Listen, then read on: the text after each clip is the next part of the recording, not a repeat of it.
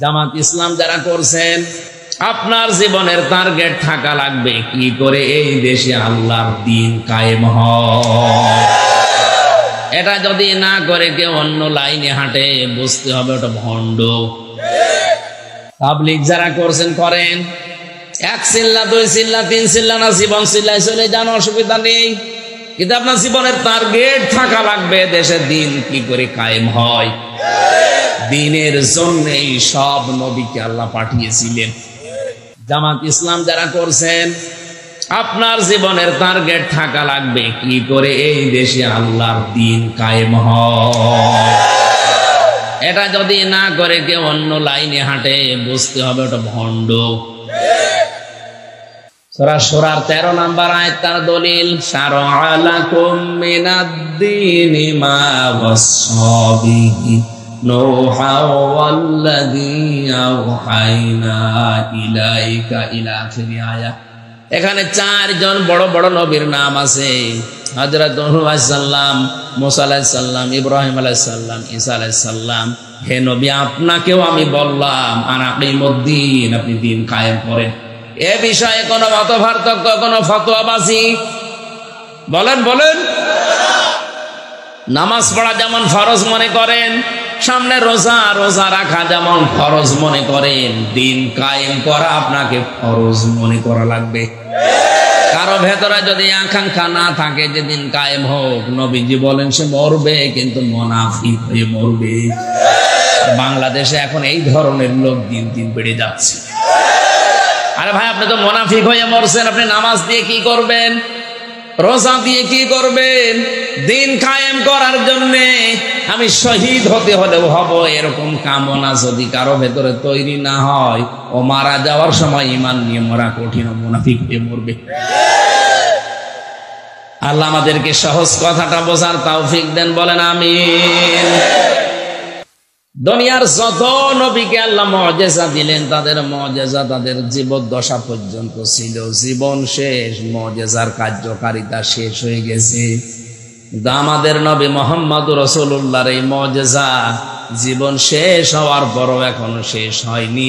যতদিন কিয়ামত না হবে এই মুজিজা থাকবে। কথা বলেন ঠিক কিনা? ওষ্ঠের বিষয়ে কথা বলছিলাম কেন? আল্লাহ পাক বলেন ফাজারুহা, তাকে ছেড়ে দাও, তাকুল ফি আরদিল্লাহ, সে জমিনে খেয়ে বেড়াবে, তাকে নিষেধ করতে পারবা না। ওটা তো 1500 না, হাজার হাজার বছর আগের কথা। বর্তমান এখন আমাদের কাছে আল্লাহর যে আয়াত আছে তার নাম কোরআন। কোরআনে কার আয়াত? বলেন বলেন। এটা যদি মুজিজা মনে করেন, এই কোরআন আল্লাহর এই জমিনে যেখানে ইচ্ছা যাবে, যা ইচ্ছা বলবে। কথা বলেন। এটা যেখানে ইচ্ছা যাবে, যেখানে যা করা দরকার কোরআনের, সেখানেই কোরআন তাই করবে, কেউ বাধা দিতে পারবেন না।